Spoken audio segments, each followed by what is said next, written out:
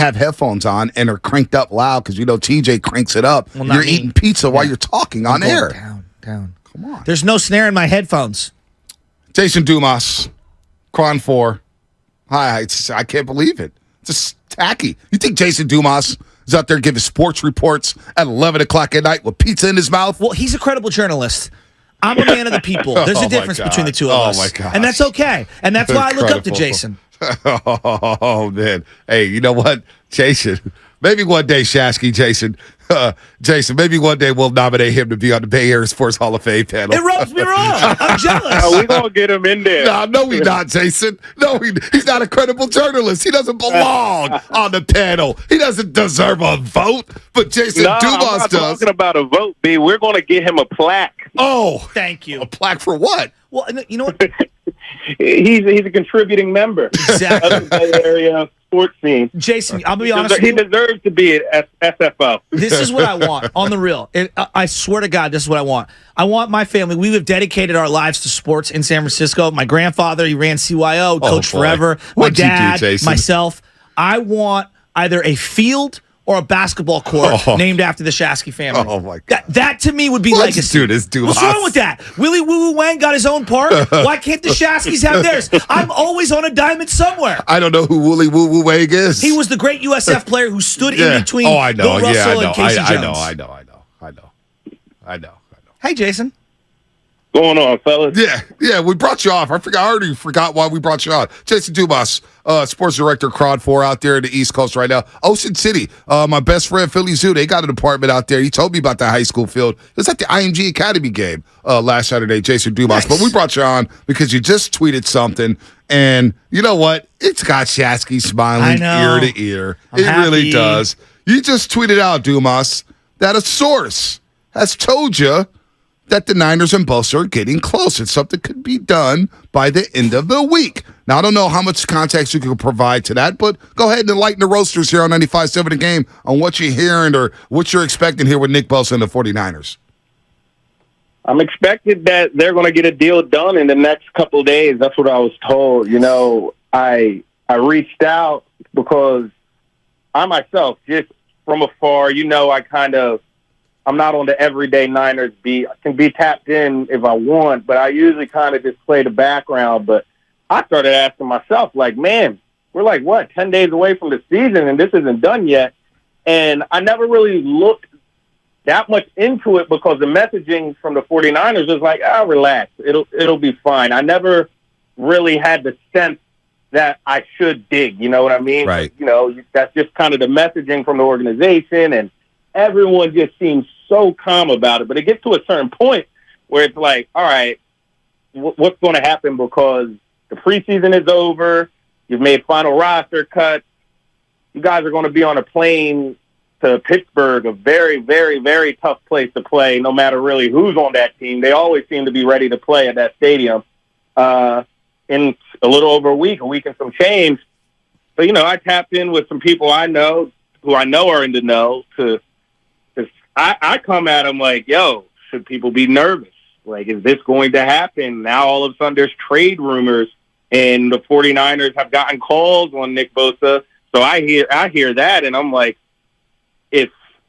if other teams are calling the Niners asking about his availability, they might not be close because teams are thinking he could be had. I was told he can't be had. And he will be there week one. It's just ironing out details. So that's what Niner Nation should take heed on. I don't think they should run with these trade rumors. The Niners aren't going to give away Nick Bosa. They know how important he is to their success. And they like the fact that, of course, they drafted him and he's a homegrown product. And they want him to be in the red and gold for years to come. They want to compensate him. I'm no cap wizard. I don't really know how all of this stuff works in terms of numbers and what works and future projections of the cap hits. I just know they want him on their team, and everyone is confident that he will be lined up on that edge in Pittsburgh. Yeah. Now, Bonte and I are cap experts and negotiation experts, so the perfect people to be talking to right now. All right. So I don't know much about journalism. You're a Syracuse grad. You're not going to reveal your source. I understand that. You said that they're very close. Is there any other details that you would disclose? Like, is there a number of years? Is there a time frame of when the deal can get done? Like anything because like right now, Niner fans are on the edge of their seats. So anything that you can reveal for us in terms of like money or length or anything, I would love to hear if you have anything else. I don't have anything else. The most revealing info I got was he will be there week 1. Okay. All right. That makes me feel really good. In this source that you're using, I'm assuming has been reliable in the past? Oh, of course. Okay. Nice. Of course. Nice. This source has been dead on with some Niners stuff, mainly with the Debo stuff. Interesting. And a couple off seasons ago, with that whole roller coaster, one day Debo wants to get traded, one day him and Kyle aren't speaking anymore. Next day he wants to be a 40. It was a circus. Yeah. But I was on those tea leaves pretty early, and with that whole fiasco with Debo, you guys cheer for him and know him, so you know what type of person he is. One day he's going to say another thing, the next day he's going to say another thing. So right. I wasn't really in the mood to track that day by day by day, because Debo will end up having you look stupid, because he'll say something and mean it, and then the next day he'll say something completely different and mean that too. So, but the fact was he wasn't happy, and I put that out there pretty early before a lot of people did, and he wasn't happy for a while. And obviously, cooler heads prevailed. But there was a moment in time where Debo was not happy with his situation in San Francisco, and he was trying to get elsewhere. Break down just like when you put out something that's what we would deem to be breaking news. You have sources on something, and you're going to report something because you are very credible. There's a lot of different things, whether it's basketball. Obviously, you're talking about the Debo stuff, this Nick Bosa thing. Before you put something out into the ethos, is every word very calculated in how you tweet it? So for fear of just putting it out there and presenting it probably, because Bonte comes in here and he was mad at me for not taking him as serious, but coming in and saying, I've heard, no, I'm not ripping you. I'm just saying he's my buddy and I'm in here every day. He's like, well, I've heard X, Y, and Z. And I'm like, that's different from source. Nick Bosa and the Niners are close. Well, Dumas knows how I roll. There's levels to the reporting. Yeah, I take a backseat with all this stuff. That's not my lane. But Monday, Dumas, I came in. Bonte, low-key like Stephen A. Smith. He knows a lot more than he says. Yeah, I try to play boo-boo the fool, but unlike Dumas Stephen A. is tapped Smith, in. he needs a co-host. But no, yeah, exactly. It always helps. You gonna mention that publicly? But no, Monday, because Dumas and I trust your sources. I've known you since you moved out to the Bay Area. You've been dead on with a lot of things. And so the sources, we all have little sources, right? We always go to somebody, whether it's the Warriors or Giants and the Niners. And Sunday night, I was told, for a guy who has been right on a lot of things. Bosa's getting it back. He's going to get a massive back, and it's probably going to be done by the end of the week. Now, I'm like, I'm in a position where I'm just like, you know what? When it happens, it happens. But I trust that source. And I'm thinking to myself, okay, I'm going to relax off the Bosa thing. I never really got worried about it in the first place. And I get how these things work because John Lynch said it's going to be complicated. And Dumas, these contracts, incentive clauses, workout bonuses, all pro teams, all this stuff is all complicated. You got to figure out every dollar amount for all that stuff. So that's why I sit back. Dumas knows we text on the side. That's not my lane, man. I don't play that game. Bonte, it can be something as subtle as they made final roster cuts on Tuesday, and the Niners just want to see how all of that shakes out, and just the market around the league shakes out. There's so many little subtle instances which they can use, or Bosa can use as bargaining tactics. But my main takeaway when I extracted this information, I approached the subject like, should Niners fans be worried that this can linger into the season?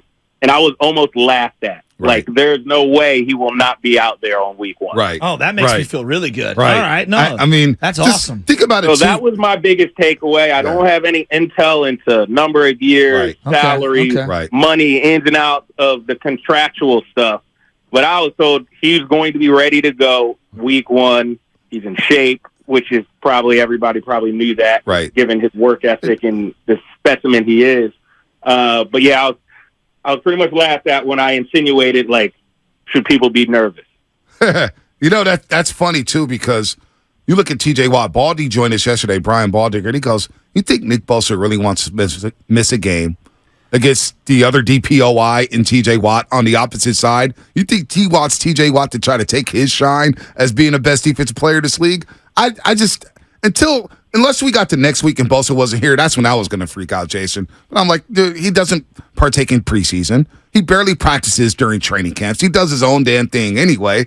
Let the guy live. He's going to get his money. He's going to get the bag, and he'll be playing week 1. Right. Now, I will say I don't think this is ideal in terms of how long he's been out. I don't think the Niners really think it's ideal either. But, the Bosas have the blueprint. They're going to get what they want. Right. Big Bro did it a couple years ago, and just if you've been following that family for a while, they're pretty steadfast and set in their ways. So I saw this coming, I guess I could say, but I still don't think it's ideal. I think for just even as in shape as he is, I think there's something to be said for being in camp with your teammates, going through the motions with your teammates, being in actual football shape where someone is pushing you and dragging on you every day in drills. I do think there's something to be said for that.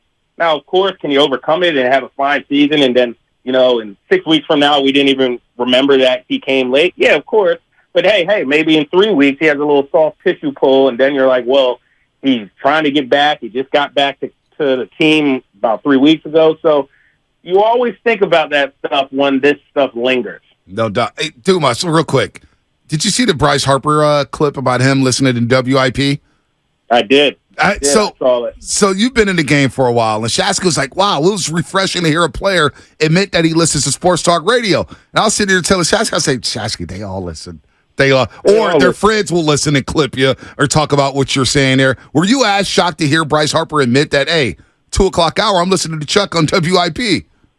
Nah, because Bryce can't do any wrong in this city right now. He is about as untouchable as a superstar in Philly that I've seen in a while. Wow. I think Joel Embiid was at that point about 2 years ago.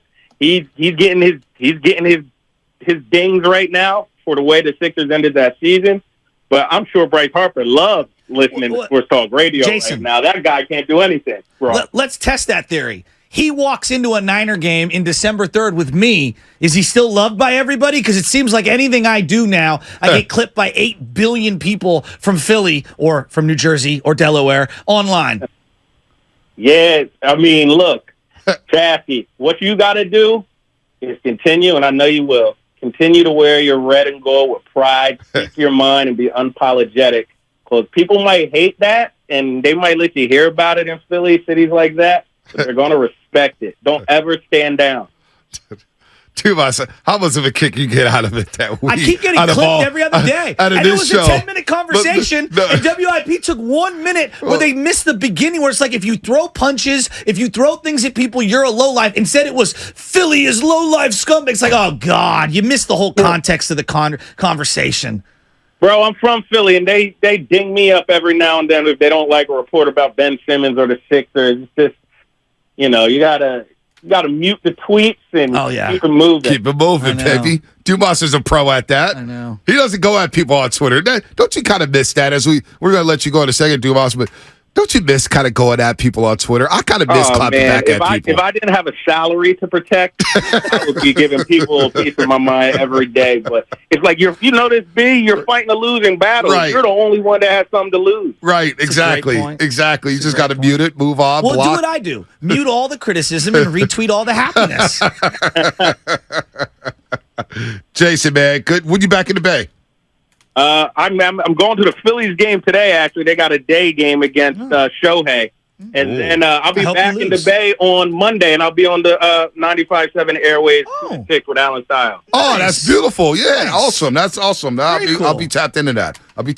Dumas, cool. we'll get out to golf soon. Well, you and Shasky can. I'm still working on my driver, pitching wedge or whatnot. You're working on We're everything. all still working. That's a forever battle. You Thank just got to you. get out there, big. Yeah, Thank you, Dumas Jason. been out there a lot. Thank you, Jason. Big buddy Dumas over here at TPC Harding, man, all day long. Jason, man, good stuff as always, See you, man. Thanks for checking in with us. All right, fellas. All right. Jason Dumas, Cron 4, man.